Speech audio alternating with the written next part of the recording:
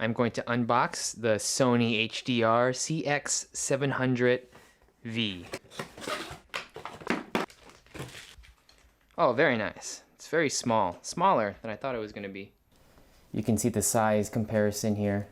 It just turns on when you open the LCD. Pull out the EVF, camera turns on as well. You're not going to find anything as wide as a 26.3mm on a camera this size. I don't know why the DC-in is so close to the lens. It kind of gets in my way. I wish it was in the back, especially on such a small camera. That's the AV. Microphone jack, headphone jack. The USB to the internal flash drive is connected right here. Plastic that it fits in there. Proprietary hot shoe mount.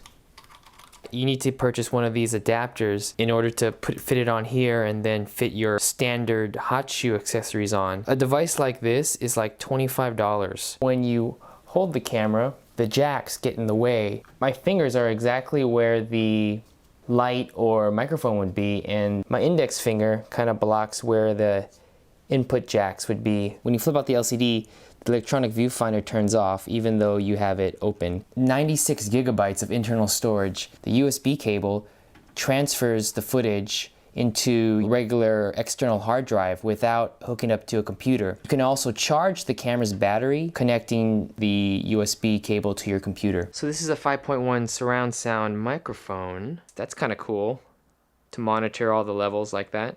I guess the louder you get, the more towards the center it is. And the night shot mode rules.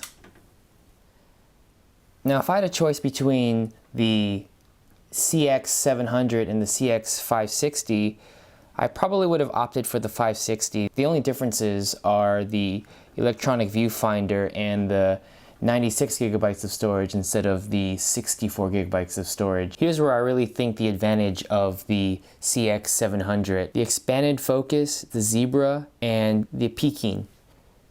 Choose peaking, and then here they give you 3 options. You can get peaking in yellow, red, white. So let's get red. So my cap right there, the edges, you can see they're red. That means that is in focus, and whatever is not in red is not in focus. This one function is really what sets the CX700 above the CX560. Everything else is the same.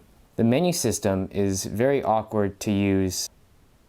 Pain to get to this. If you want to get 60p, next, that, okay.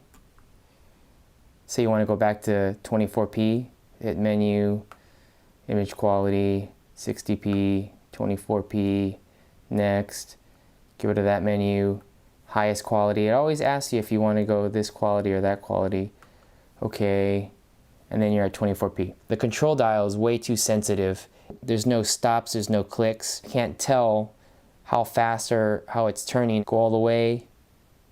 There's a lag. Generally, you want to control aperture, shutter speed, exposure. The camera is adjusting to the bright light, and then you move it, and then it adjusts. Now this is really good for automatic run and gun, but if you want to have control over something, you get these options that come up on the dial settings. Let's say you want to control the iris. At the bottom, it's a 1.8, and then as you move it,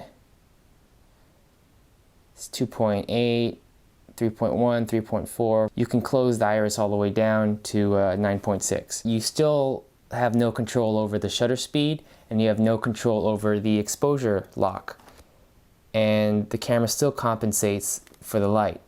Now let's go to shutter speed.